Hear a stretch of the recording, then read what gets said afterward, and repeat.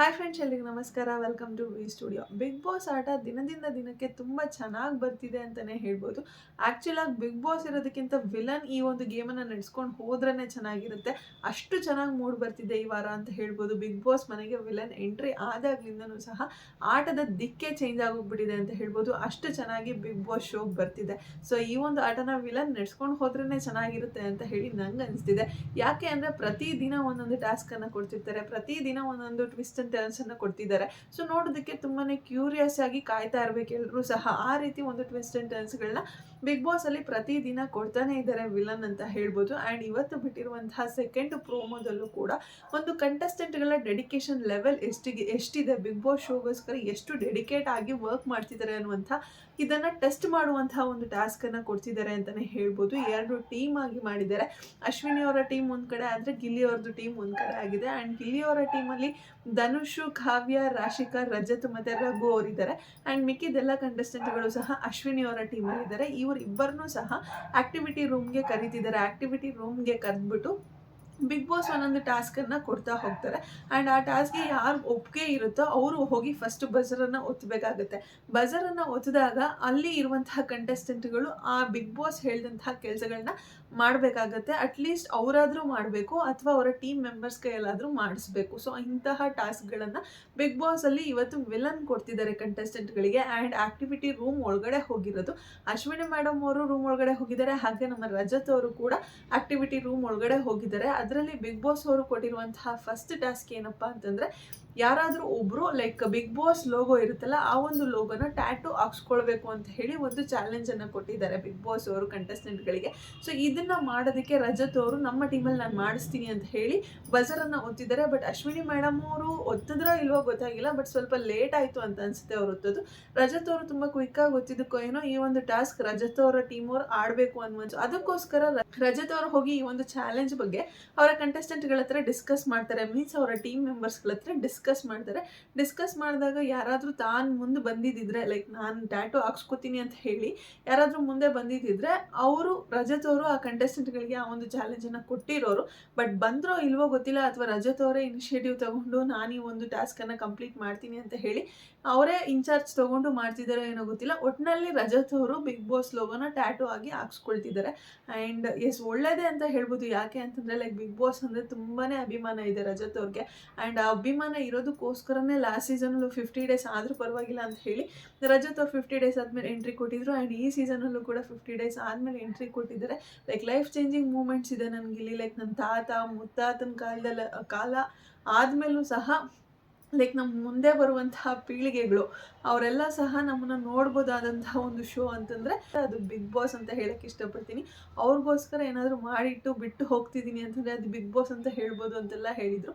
So ಅದಕ್ಕೋಸ್ಕರ ಒಂದು ಕೃತಜ್ಞತೆಯಿಂದಾದರೂ ನಾನು ಬಿಗ್ ಬಾಸ್ ಲೋಗೋನ ಹಾಕ್ಸ್ಕೋತೀನಿ ಅನ್ನುವಂತಹ ಮೈಂಡ್ಸೆಟ್ಟಿಂದ ಯೋಚನೆ ಮಾಡಿ ಕೂಡ ಹಾಕ್ಸ್ಕೊತಿರ್ಬೋದು. ಬಟ್ ಒಟ್ಟಿನಲ್ಲಿ ಆ ಟಾಸ್ಕನ್ನು ಫಿನಿಶ್ ಮಾಡ್ತಿರೋರು ನಮ್ಮ ರಜತ್ ಅವರು. ಆ್ಯಂಡ್ ಇನ್ನೊಂದು ಟಾಸ್ಕ್ ಏನು ಕೊಟ್ಟಿದ್ದಾರೆ ಅಂದರೆ, ಯಾವುದೇ ಹುಡುಗಿರಲ್ಲಿ ಯಾರಾದರೂ ಒಬ್ಬರು ಹೇರ್ ಕಲರಿಂಗ್ ಮಾಡ್ಕೋಬೇಕು and full complete gold hair ಕಲರ್ನ ಮಾಡಿಸ್ಕೋಬೇಕು ಅನ್ನುವಂತಹ ಟಾಸ್ಕನ್ನು ಕೊಟ್ಟಿದ್ದಾರೆ. ಆ್ಯಂಡ್ ಈ ಟೈಮಲ್ಲೂ ಕೂಡ ರಜತ್ ಅವರೇ ಹೋಗ್ಬಿಟ್ಟು ಬಜರನ್ನು ಪ್ರೆಸ್ ಮಾಡಿದ್ದಾರೆ. ಆ್ಯಂಡ್ ರಜತ್ ಅವರು ಹೋಗ್ಬಿಟ್ಟು ಅವರ ಒಂದು ಟೀಮ್ ಮೆಂಬರ್ಸ್ ಹತ್ರ ಡಿಸ್ಕಸ್ ಮಾಡ್ತಾರೆ ಈ ಒಂದು ಟಾಸ್ಕ್ ಬಗ್ಗೆ.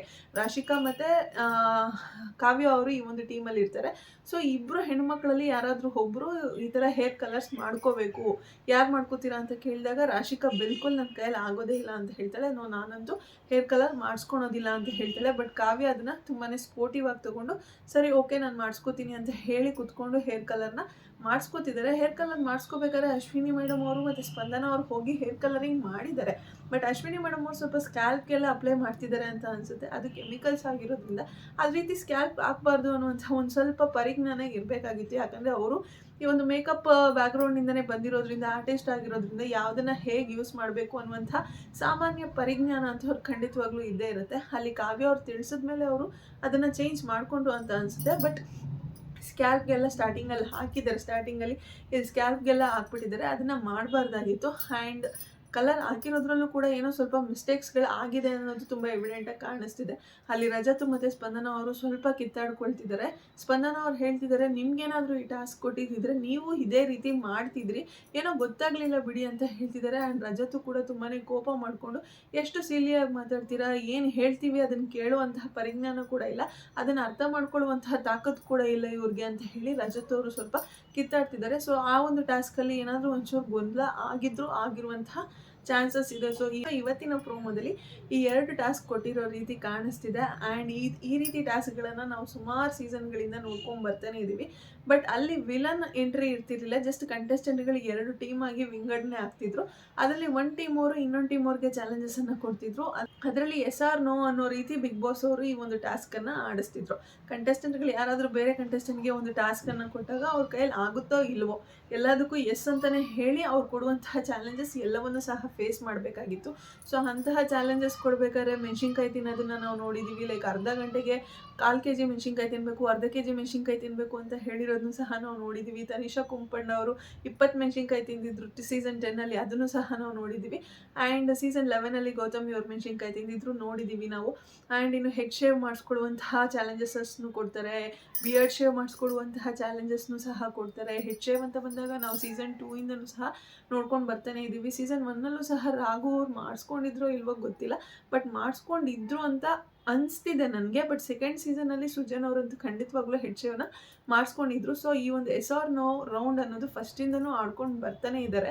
ಆ್ಯಂಡ್ ಈ ಸೀಸನಲ್ಲಿ ಜಸ್ಟ್ ಸ್ವಲ್ಪ ಚೇಂಜಸ್ ಮಾಡಿದ್ದಾರೆ ಅಂತಲೇ ಹೇಳ್ಬೋದು. ಯಾಕೆಂದರೆ ಕಂಟೆಸ್ಟೆಂಟ್ಗಳು ತುಂಬ ಎಕ್ಸ್ಟ್ರೀಮ್ ಲೆವೆಲ್ಗೆ ಹೋಗ್ಬಿಡ್ತಾರೆ. ಲೈಕ್ ಈ ಟಾಸ್ಕ್ಗಳನ್ನ ಕೊಡೋಕ್ಕೆ ಅವ್ರ ಕೈಯಲ್ಲಿ ಆಗಂಥದ್ದು ಕೊಡಬೇಕು. ಯಾವುದಾದ್ರೂ ಓಕೆ ಇವ್ರು ಮಾಡ್ತಾರೆ ಅಂತ ಅನಿಸ್ಬೇಕು, ಆ ರೀತಿ ಟಾಸ್ಕ್ಗಳನ್ನು ಕೊಡಬೇಕು. ಮಾಡೋಕ್ಕಾಗೋದೇ ಇಲ್ಲ ಅನ್ನೋಂತಹ ಟಾಸ್ಕ್ ಕೊಟ್ಬಿಟ್ಟು ಅವ್ರ ಕೈಯಲ್ಲಿ ನೋ ಅಂತ ಅನಿಸ್ಬೇಕು ಅಂತ ಹೇಳಿ ಮಾಡೋಕ್ಕಾಗೋದೇ ಇಲ್ಲ ಅನ್ನುವಂಥ ಟಾಸ್ಕ್ಗಳನ್ನ ಕೊಟ್ಟರೆ ಇವ್ರು ಒಂದು ಟೀಮಲ್ಲಿ ತುಂಬ ಎಕ್ಸ್ಟ್ರೀಮ್ ಲೆವೆಲ್ಗೆ ಹೋದ್ರು ಅಂದರೆ ಇನ್ನೊಂದು ಟೀಮವರು ಅವ್ರಿಗಿಂತ ಎಕ್ಸ್ಟ್ರೀಮ್ ಲೆವೆಲ್ಗೆ ಹೋಗೋದಕ್ಕೆ ಕಾಯ್ತಾ ಇರ್ತಾರೆ. ಸೊ ಅವಾಗ ಇಡೀ ಟಾಸ್ಕ್ಗೆ ಎಕ್ಕುಟ್ಟೋಗುತ್ತೆ. ಸೊ ಅದಕ್ಕೆ ಕಂಟೆಸ್ಟೆಂಟ್ಗಳ ಕೈಗೆ ಈ ಜವಾಬ್ದಾರಿನೇ ಕೊಡೋದು ಬೇಡ. ಅದರಲ್ಲೂ ಈ ಸೀಸನಲ್ಲಿರುವಂತಹ ಕಂಟೆಸ್ಟೆಂಟ್ಗಳು ಎಲ್ಲರೂ ಸಹ ಅಲಾಕ್ಬುಲಾಕ್ಗಳೇ ಅಂತ ಹೇಳ್ಬೋದು. ಯಾರಿಗೂ ಸಹ ಟಾಸ್ಕ್ ಅರ್ಥ ಮಾಡ್ಕೊಳ್ಳುವಂತಹ ಒಂದು ಕೆಪಾಸಿಟಿನೇ ಇಲ್ಲ ಅಂತ ಹೇಳ್ಬೋದು. ಸೊ ಅದಕ್ಕೋಸ್ಕರ ಈ ಒಂದು ಇನ್ಚಾರ್ಜನ್ನು ಕಂಟೆಸ್ಟೆಂಟ್ಗಳಿಗೆ ಕೊಡದೆ ಬಿಗ್ ಬಾಸ್ ಅವರು ವಿಲನ್ ಆಗಿ ಅವರೇ ಈ ಒಂದು ಇನ್ಚಾರ್ಜನ್ನ ತಗೊಂಡು ಆಟ ಆಡಿಸ್ತಿದ್ದಾರೆ. ಸೊ ಎಲ್ಲ ಕಂಟೆಸ್ಟೆಂಟ್ಗಳಿಗೂ ಸಹ ಅವ್ರ ಕೈಯಲ್ಲಿ ಆಗುವಂತಹ ಟಾಸ್ಕ್ಗಳನ್ನೇ ಬಿಗ್ ಬಾಸ್ ಕೊಡ್ತಾ ಹೋಗ್ತಾರೆ. ನೋಡೋಣ ಈ ಒಂದು ಕಂಟೆಸ್ಟೆಂಟ್ಗಳು ಯಾರ್ಯಾರು ಚೆನ್ನಾಗಿ ಆಡ್ತಾರೆ ಆಟನ, ಬಿಗ್ ಬಾಸ್ ಕೊಡುವಂತಹ ಆಟನ ಯಾರ್ಯಾರು ಚೆನ್ನಾಗಿ ಆಡ್ತಾರೆ ಅಂತ ಹೇಳಿ ನೋಡೋಣ ಅಂತ ಹೇಳ್ತಾ ಇವತ್ತಿನ ವಿಡಿಯೋನ ನಾನು ಇಲ್ಲಿಗೆ ಎಂಡ್ ಮಾಡ್ತಾ ಇದ್ದೀನಿ. ಯಾರಿಗೆಲ್ಲ ವಿಡಿಯೋ ಇಷ್ಟ ಆಗಿದೆ ಪ್ಲೀಸ್ ಲೈಕ್ ಮಾಡಿ, ಶೇರ್ ಮಾಡಿ, ಕಮೆಂಟ್ ಮಾಡಿ. ಹಾಗೆ ಯಾರೆಲ್ಲ ಇನ್ನು ನನ್ನ ಚಾನಲ್ಗೆ ಸಬ್ಸ್ಕ್ರೈಬ್ ಮಾಡ್ತಿರೋ ವಿಡಿಯೋನ ನೋಡ್ತಿದ್ರು ಪ್ಲೀಸ್ ಬೇಗ ಸಬ್ಸ್ಕ್ರೈಬ್ ಮಾಡ್ಕೊಳ್ಳಿ. Thank you so much. Love you all. Take care. By.